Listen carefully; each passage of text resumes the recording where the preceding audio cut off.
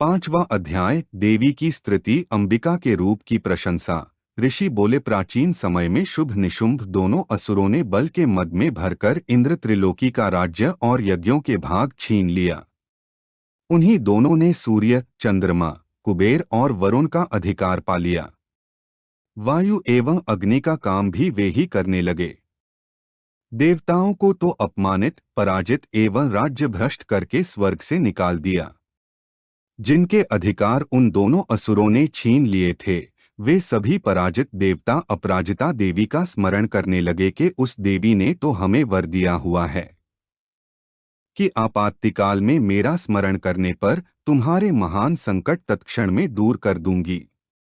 यही वरदान विचार कर पर्वत राज हिमालय के पास सभी देवता पहुँचे। भगवती की स्तुति करते हुए देवता बोले, देवी एवं महादेवी को नमस्कार हो, शिव को नमस्कार हो, प्रकृति एवं भद्रा को नमस्कार हो। हम नियम पूर्वक जगदम्बा को प्रणाम करते हैं।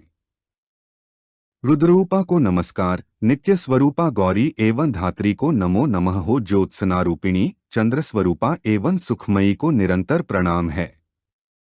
प्रणाम करने वालों की उन्नति करने वाली सिद्धि स्वरूपा को नमस्कार हो। राक्षसों की लक्ष्मी राज्यलक्ष्मी शिवशंकर पत्नी माता जी को नामो नमः हो। दुर्गा संकट के पार कराने वाली दुर्गा पारा सार रूप सारा सर्वकारिणी ख्याति कृष्णा धूम्रा देवी को सदैव नमस्कार हो।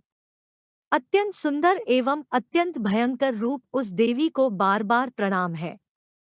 जगत की आधारभूत कृति देवी को नमस्कार है।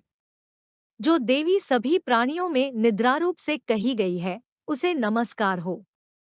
जो देवी सभी प्राणियों में चेतना कहलाई जाती है, उसे नमस्कार हो। जो देवी सभी प्राणियों में क्षुधा और छाया रूप से स्थित है, उसे नमस्कार हो। जो देवी समस्त जीव मात्र में वृत्ति रूप से स्थित है, उसको नमस्कार है। जो देवी प्राणियों में क्षमा शक्ति तथा तृष्णा रूप में स्थित है, उसे नमस्कार हो। जो देवी सब प्राणियों में लज्जा शांति और श्रद्धा रूप में स्थित है, उसे नमस्कार हो। जो देवी सभी प्राणियों में कांति रूप में स्थित है, उसे नमस्कार हो। जो देवी सभी प्राणियों में भ्रांति कांति और जो लक्ष्मी रूप में स्थित है, उसे नमस्कार हो। जो देवी समस्त जीव मात्र में स्मृति रूप में स्थित है, उसको नमस्कार है। जो देवी समस्त जीव मात्र में तुष्टि रूप से स्थित है, उसको नमस्कार है। जो देवी समस्त जीव मात्र में माता रूप से स्थित है, उसको नमस्कार है। जो देवी जीव मात्र में भ्रानित रूप से स्थित है, उसको नमस्कार है। जो देवी समस्त इंद्रियों तथा संपूर्ण जीव मात्र की अधिष्ठात्री है और समस्त जीव मात्र में निरंतर व्याप्त रहती है, उसको बार बार नमस्कार है। जो देवी इस सारे संसार में व्यापक होकर चैतन्य रूप में स्थित है, उसे बार बार नमस्कार हो। प्राचीन काल में अपने मनोरथों की सिद्धि के लिए देवताओं ने जिस भगवती की स्तुति की, इसी प्रकार कई दिनों तक देवराज इंद्र जिनकी सेवा करता रहा, वह मंगलारूपा परमेश्वरी हमारा मंगल एवं कल्याण करे और हमारी आपत्तियां दूर करे। दुष्ट राक्षसों से संतापित हम संपूर्ण देवता जिस भगवती ईश्वरी को नमस्कार कर रहे हैं और भक्तिपूर्वक नम्रता के स्वरूप मनुष्यों द्वारा स्मरण किए जाने पर उनकी विपत्तियों का नाश कर देती है, वह हमारी भी सभी विपत्तियों को दूर करने की कृपा करे। मेधा ऋषि बोले, हे राजन, सभी देवता जब इस प्रकार भगवती की स्तुति कर रहे थे, उस समय श्री गंगाजी के जल में स्नान करने के लिए श्री पार्वती जी आई।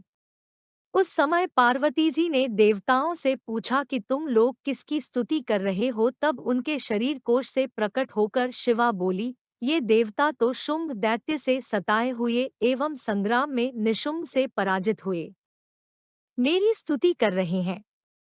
श्री पार्वती के शरीर कोश से श्री अंबिका जी इसी कारण सारे संसार में कौशिकी के नाम से प्रसिद्ध है। इस प्रकार जब कौशिकी प्रकट हुई, श्री पार्वती जी रूप में काली हो गई। आता हिमालय में रहने वाली कालिका नाम विख्यात हुआ। उसके अनंतर शुंभ निशुंभ के सेवक चंड तथा मुंड ने वहां आकर उस अंबिका देवी को देखा जो उस समय परम सुंदर रूप धारण कर रही थी। उन दोनों ने शुंभ दैत्य को जाकर कहा कि हिमालय को अपनी कांति से प्रकाशित करती हुई परम सुंदर स्त्री वहां बैठी है। वैसा उत्तम परम सुंदर रूप किसी ने भी कहीं देखा न होगा। हे असुरराज, वह देवी कौन होगी, इस बात का आप ही पता लगाइए और उसे ग्रहण कीजिए। वह स्त्री क्या है? रत्न ही है। उसके तो सभी अंग बड़े सुंदर हैं। अपनी दिव्य कांति से दसों दिशाओं को प्रकाशित कर रही है। आप जाकर उसे देख सकते हैं। हे स्वामी, जैसे भी हो आप उसे ग्रहण कीजिए। ऋषि बोले। तब चंडमुंड के वचन सुनकर शुंभ ने महासुर सुग्रीव को दूत बनाकर देवी के पास भेजा और कहा कि तुम मेरी ओर से उससे इस प्रकार से कहना और इस प्रकार का उपाय करना जिससे कि वह प्रसन्न होकर अत्यंत शीघ्र ही यहाँ आ जाए। यह सुनकर वह दैत्य पर्वत के उस प्रदेश पर पहुंचा जो कि अत्यंत सुंदर था। वहां पर ही देवी बैठी हुई थी। वहां जाकर उसने देवी से मधुर वाणी द्वारा कोमल वचन कहे। दूत बोला, हे देवी, दैत्यों का स्वामी शुंभ तीनों लोकों का अधिपति है। मैं उसका दूत हूँ, मुझे उसने आपके पास भेजा है।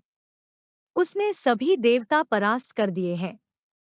अब आपके लिए जो संदेश है वह मुझसे सुनिए। उसने कहा है, सारी त्रिलोकी मेरी हो चुकी है, सभी देवता मेरे अधीन है।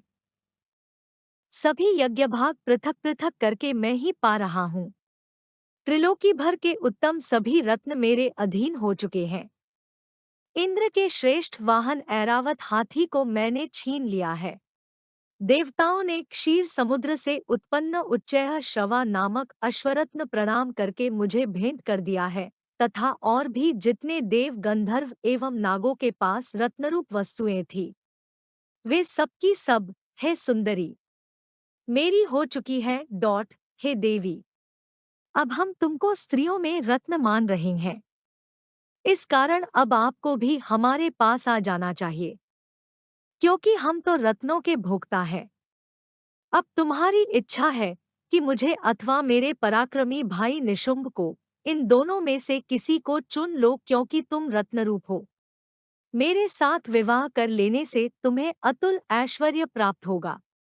यह अपनी बुद्धि के द्वारा सोच लो, फिर मेरे साथ विवाह कर लो। ऋषि बोले। जब इस प्रकार दूत ने देवी से कहा तब संसार को धारण करने वाली भगवती देवी जी गंभीर होकर मुस्करा करके बोली, हे दूत, तुमने जो कुछ कहा वह सत्य है, झूठ कुछ भी नहीं।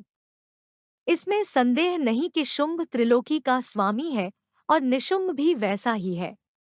किंतु मैंने प्रतिज्ञा की हुई है, उसे किस प्रकार से मिथ्या करूं? प्रतिज्ञा इस प्रकार है कि जो मुझे युद्ध में जीत लेगा एवं मेरा अभिमान तोड़ देगा और संसार में मेरे समान होगा, वह मेरा पति हो सकता है। शुंभ आए अथवा महासुर निशुंभ आ जाए, मुझे जीतकर मेरा शीघ्रता से पाणिग्रहण करे। दूत बोला, हे देवी, तुम्हें अभिमान है जो इस प्रकार की बातें मेरे सामने कर रही हो।